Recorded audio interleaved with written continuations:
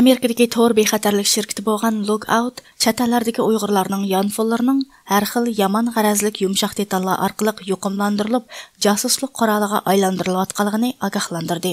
Mazkur shirkat 10 noyabr kuni e'lon qilgan keng ko'lamli dokladida ko'rsatishicha, ijtimoiy aloqa suplarida ham berilmayotgan yoki bu yil 7 oydan boshlab 3-taraf app do'konlaridan tushirilgan Uyg'ur tilidagi Android applarining alazal 3dan 1 qismi josuslik yumshoq detali bilan yuqumlangan bo'lib, bu yomon niyatlik yumtallar qo'llanuvchining telefonidagi xususiy rasmlar, uchurlar, telefon aloqalari qatorliq sonliq ma'lumotlarni ko'rish va uni qarshi tarafga yetkazish iqtidoriga ega ekan.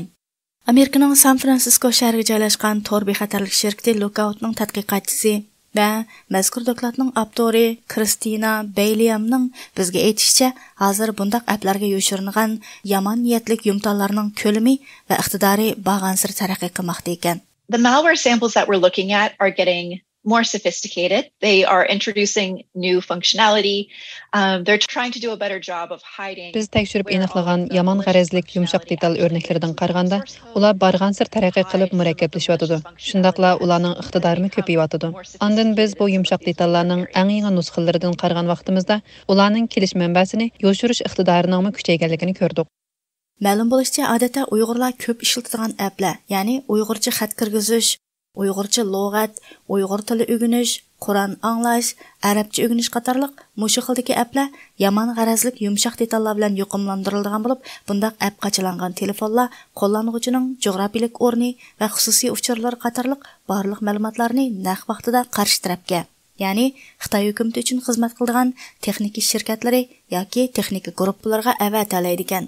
They seem to be acting in the interest of the government. And that's sort of been the case for all of the attribution we've done, spanning these 8 years of different malware families that we've been looking at.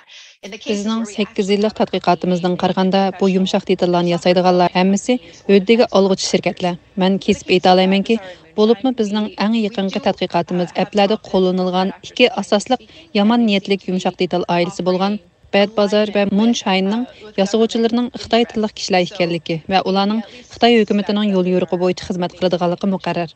Yuqumlangan applar telefonga o'rnatilib, qo'zg'atilgandan keyin u darhol mulozimatlari bilan aloqa qiladi va uning komandasi bo'yicha harakat qiladi. Ya'ni qarshi taraf xohlasa sizning telefoningizga kelgan uchurlarni, rasmlaringizni, ma'lum hujjat qisqishdagi hujjatlaringizni, sizning o'rningizni ko'rib tura oladi. Qisqasi, nimani xohlasa shuni qila oladi. Basically anything you could imagine collecting from the phone, they're attempting to collect. Doklad ko'rsatilishicha, Xitoy qo'llangan 4 asosliq yomon g'arazlik yumshoq detalning bosh nishoni Uyg'urlar bo'lib, u ham Xitoy ichidagi, ham chet ellardagi Uyg'urlarni o'z ichiga oladi ekan. Tepilgan paketlar oz degandimi 14 davlatdagi Uyg'ur jamoatining bu yuqumlangan Android telefon applarining nishoniga aylangan bo'lishi mumkinligini ko'rsatib bergan. Bu yomon niyatlik yumtallar Turkiya, Suriya, Kuvayt, Indoneziya va Qozog'iston qatorliq davlatlarda yasalgan mulozimat va xabar applariga yerlashtirilgan ekan. Norvegiyadagi Uyg'ur tadqiqotchisi Abduvali Ayibning radiomizga bildirishicha, u ilgari Badam nomli Uyg'urcha xat kirgizgich appini ishlatgan bo'lib, u bu dokladni ko'rgandan keyin Android telefonining nima sababdan xakerlanganligining sababini tushungan. Men bu ochiq manbalik Android ishlatiladigan Badam degan kirgizgichni 5 yilda ishlatgan. Uning xat shaklimi chiroyliqdi. Buni ishlatib mening birinchi qatim bir telefonim buzildi, haklandi. Undan keyin yana bir telefon oldim. U Android telefondi. U haklandi. Shundan keyin uchinchi qatim bir telefon oldim. U haklandi. Shunlar oxiri men buning nima sabab ekanligini bilmay bu Android telefonni tashlab iPhone aldım. iPhone'ga undaqılıq app'larni tushigulmaydi ekan, tushmaydi ekan bu app.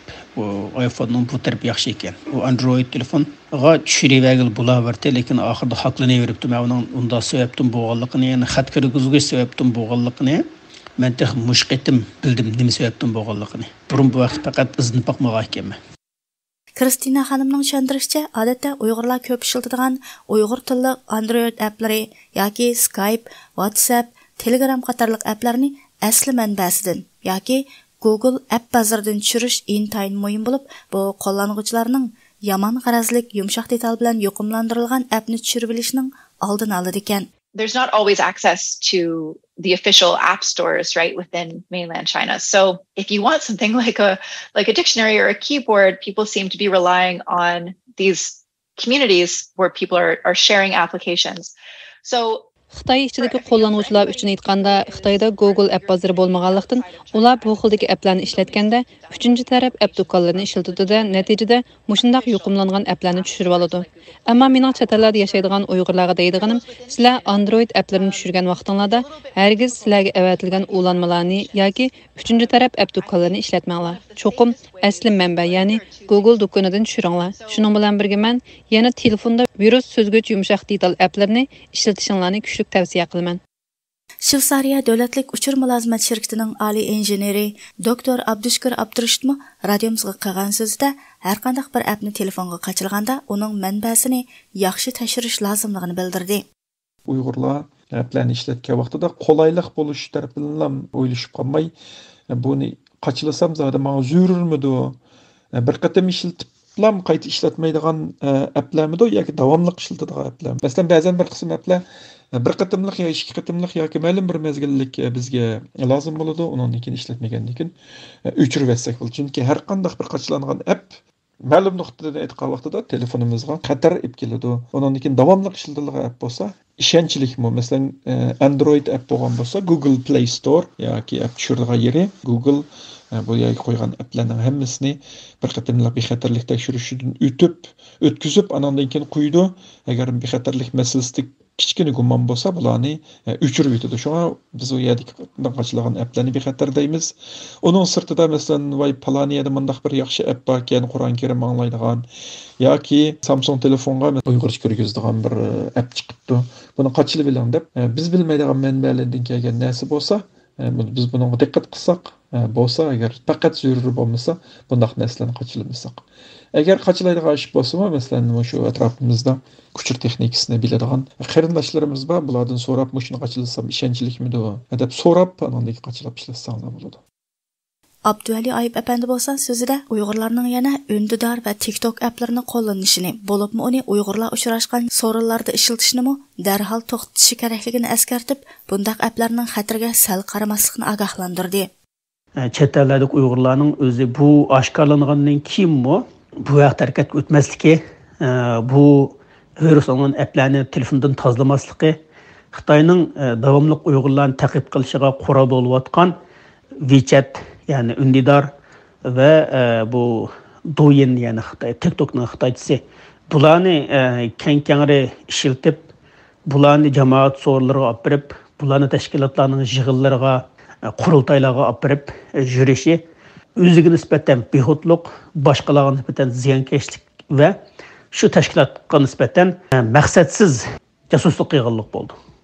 Buna ait bir egir mesele. Şunu Uyghur cemiyeti bununla dikkat qilishi, muhaciret Uyg'urlar bu işqa sezgir bo'lishi, telefonidagi bu şekildeki applarni butunlay yuvib tozalash kerak. Lookout şirketining bu vaqtdagi maxsus dokladida ko'rsatilishicha, Xitoy hukumatining Uyg'urlarning yonfonlarini nishon qilgan yumtal yasash va taraqqiy qildirish tirishchiligi 2015-yili alayda tezlashgan. U hozir yanama aktiv va yanama keng ko'lamda davom qilmoqda ekan. Hürmetli radio anlıqçılar, bu programını irada tayarladı.